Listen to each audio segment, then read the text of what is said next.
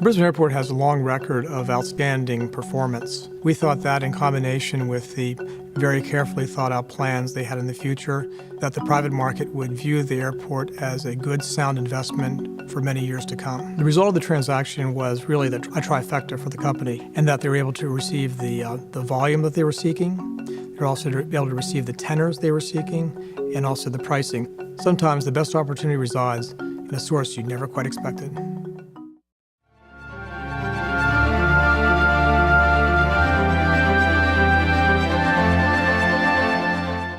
Paul, thanks for joining us. My pleasure. Given events in Canberra this week and I suppose the centrality of the NBN project to the way it transpired, do you regret putting your name to an alternative proposal for an NBN? Not at all, not at all. In fact, I think we'll have more say going forward now of the independents putting NBN right up there in terms of the political agenda. So I think they'll be looking to places like us, an independent bunch of telcos have been around a little while, as to what our views might be. But is there do you think there's a realistic prospect that the debate about the nature of the NBN could be reopened? Well, absolutely. I mean, they're already talking about building outside in. They're already talking about, massively subsidising the rural and equivalent prices. So the nature of the NBN in the last 24 hours has changed dramatically.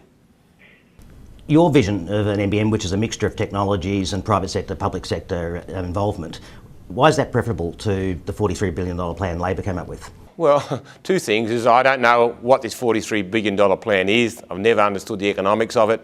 I've never understood how it's going to be, are they going to remonopolise the industry, going to strand all our assets? So I've never really understood this $43 billion plan. Now, we accept the government's vision that a broadband fibre network or a network of some sort will aid the economy in some way. What we say is that the way you deliver that is a combination of the private and public sector. We've had national competition policy in our place for 20 years. We have an enormous amount of fibre already in the ground, grossly underutilised. So let's not overbuild what's already there. Let's leverage off what we've got and combine the technologies that will deliver up the government's outcome. Paul, what swayed the independents, as we understand it, it was the so-called Hayman solution, whereby the rural sector would be subsidised, but the fibre delivered to the homes in major capitals and major rural areas would in fact could be funded in the private sector because it was economic. And that totally transformed the sums because you weren't looking at 43 anymore, you were looking at something like 10 or 12 billion, and that was the key to solving this. Now, do you agree that it is possible to make it economic in the capital cities to put fibre to the home using the Telstra deal? The important part of it was the Telstra deal. Let's just think about that for 1 second. PowerTel stroke AAPT is probably the last one to attempt to build fibre to the most profitable parts of the Australian market. Most profitable parts, not even thinking about the rural or the outer metro areas. We attempted and built fibre to the most profitable parts, and we couldn't make it work. The investors of the day, despite all our best efforts, we invested over $1 billion and we took a write-down of 900. Then you're going to add to that, you're going to build fibre to the house. You're going to take it from the street to the house. Now, having run an electricity company once in my life, I found the most expensive part was always the last bit from the street to the house. We have no idea what it's going to cost us. You start digging up the Good Burgers gardens in eastern suburbs of Sydney, the cost will blow out enormously. No, that's not what the NBN says. It says that because it's got the Telstra pipes into the house, they'll use that to put the cable through, so that they don't have to dig up gardens at all. And why didn't your proposal, your $1 billion investment in fibre work? What went wrong? Yeah.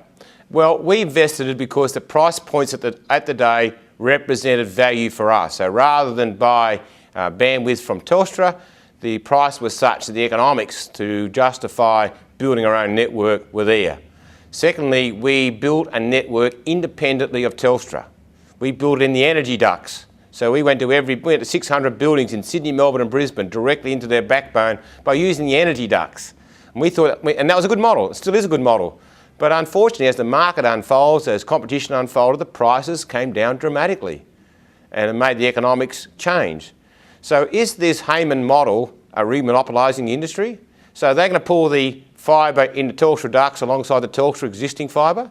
Are they going to go competing with me on my 24 strands of fibre up and down the eastern seaboard when I'm only using 2 of them? Only using 2 of 24. The incremental cost to me to light another fibre is next to nothing. Are they going to compete with me on price? Sounds like they should buy that cable off you. Ah, there's a good idea.